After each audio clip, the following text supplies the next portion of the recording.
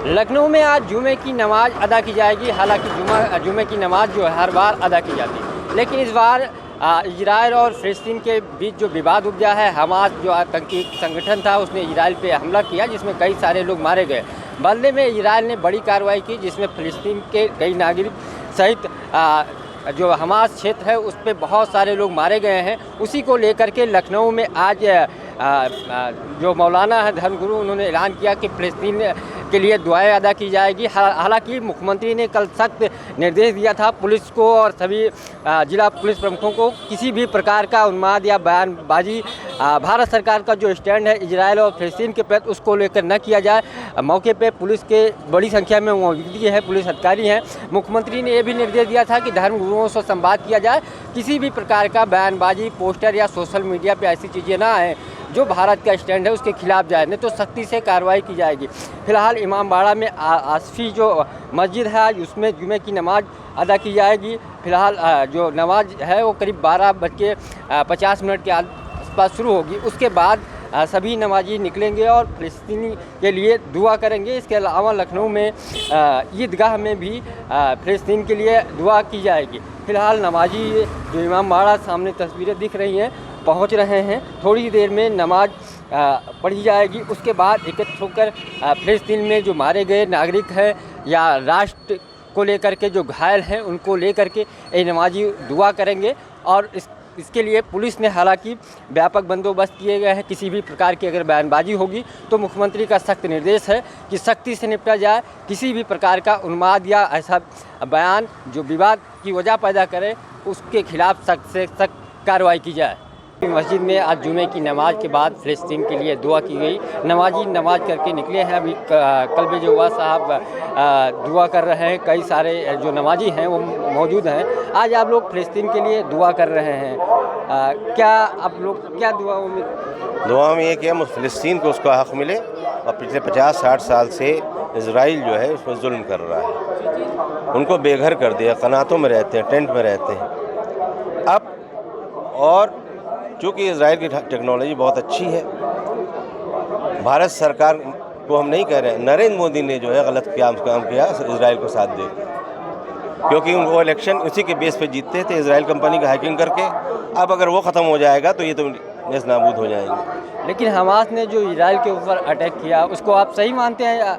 वो तो बिल्कुल सही मानते हैं। इसलिए सही मानते हैं कि आप ही हम ही हैं। हमको भाई 50 साल तक हम पे जुल्म होगा तो कभी कभी रिएक्ट तो करेंगे ना, फिर जुल्म सहते रहेंगे। जुल्म सहना भी गुनाह है।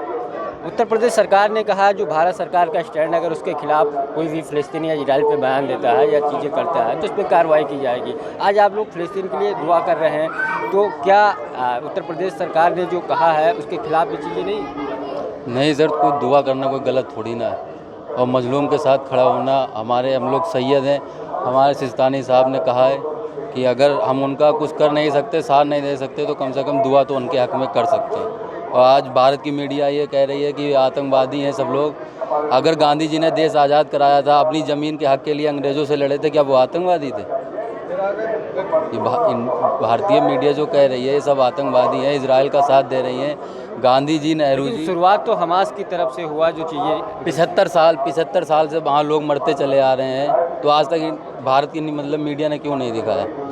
75 साल से 1948 में हिटलर ने 60 लाख यहूदी मार के कुछ यहूदी छोड़ दिए थे।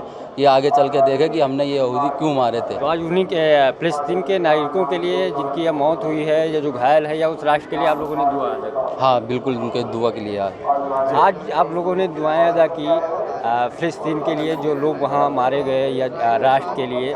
लेकिन जो चीज़ें चल रही हैं हमास और इजराइल के बीच, भारत सरकार ने कहा ऐसी कोई बयानबाजी जो स्टैंड है, और उत्तर प्रदेश सरकार ने भी कहा कि उसके खिलाफ आप लोग नहीं जा सकते हैं। हम चूँकि आसफ़ी मस्जिद से और ये हम लोग शिया हैं, इमाम हुसैन के मानने वाले हैं। हम लोगों का सीधा फार्मूला ये है कि जालिम को जालिम कहेंगे, मजलूम को हमेशा साथ देंगे। तो हमारे जो जालिम कौन है और मजलूम कौन है? जालिम इसमें इसराइल है, मजलूम फ़लस्तीनी है, चूँकि उनके घर में आके उनकी ज़मीन पे कब्ज़ाया पिछले 75 साल के ऊपर। पिछले 75 साल से इजराइल उनके ऊपर जुल्म कर रहा है। ये हमास ने, जो इस संगठन ने, जिसको आतंकवादी कहा जा रहा है, आतंकवादी नहीं है। वो अपने देश के लिए, अपने हित के लिए, अपने घर के लिए, जिस तरीके से हमारे फ्रीडम फाइटर्स ने हिंदुस्तान बचाने के लिए अंग्रेज़ों से लड़ाई लड़ी थी, ठीक वही काम हमास कर रहा है। और भारत सरकार की जो थ्योरी है कल की विदेश मंत्रालय की, 2 नेशन थ्योरी, जो अटल जी ने भी जिसका समर्थन किया और गांधी जी ने भी बताया, उस थ्योरी के ऊपर अमल करके उन दोनों को इंसाफ दिलाया जाए। और तमाम लोगों से अपील, और मीडिया से खास तौर से अपील करते हैं। और रह गया हम लोग कोई उन्माद, कोई झगड़ा, कोई फसाद, दुआ करना, किसी के लिए प्रार्थना करना, ये कोई आतंकी घटना नहीं है। हम लोग दुआ तो कर ही सकते हैं और मजलूम का समर्थन करते रहेंगे ज़िंदगी भर और जालिम का विरोध। लेकिन हमास आप लोगों ने फ़लस्तीन के लिए किया, क्या हमास जो चीज़ें अमेरिका ने उसको आतंकी संगठन घोषित कर दिया कई सारे देश इजराइल के सपोर्ट में, तो क्या हमास के पक्ष में भी आप लोगों ने दुआएं? सुनिए, अमेरिका हमारे लिए आइडियल नहीं है। अमेरिका को भी IS का समर्थन करते हुए देखा, जिसने इसराइल को, सीरिया को बर्बाद कर दिया। अमेरिका को हमने देखा इराक बर्बाद कर दिया। तालिबान को अभी बर्बाद करके तालिबान से हार के चला गया। तो अमेरिका की थ्योरी वो अपने हितों के हिसाब से बात करता है। और हम, चूँकि हमारे यहाँ मुल्क में डाइवर्सिटी है, हमारे यहाँ तरह तरह के लोग, हम लोग हक की हमेशा बात, ये गांधी का देश है, ये अटल जी का देश है, ये चंद्रशेखर का देश है, ये भगत सिंह का देश है। हम लोग जो वो सिखा के गए हमारे बुज़ुर्ग, हम उसी लाइन पे चलेंगे। हम हमेशा जालिम का विरोध करेंगे और मजलूमों का साथ देंगे। तो आज जो दुआएं की गई वो जालिम के, क्योंकि इजराइल को उन लोगों ने कहा कि जालिम है, उसका हम लोग विरोध कर रहे हैं, लेकिन जो मजलूम है फ़लस्तीन, उसके लिए दुआएं की, प्रार्थना की जो हो रहा है वो नहीं होना चाहिए। TV9 के लिए पंकज चतुर्वेदी, लखनऊ।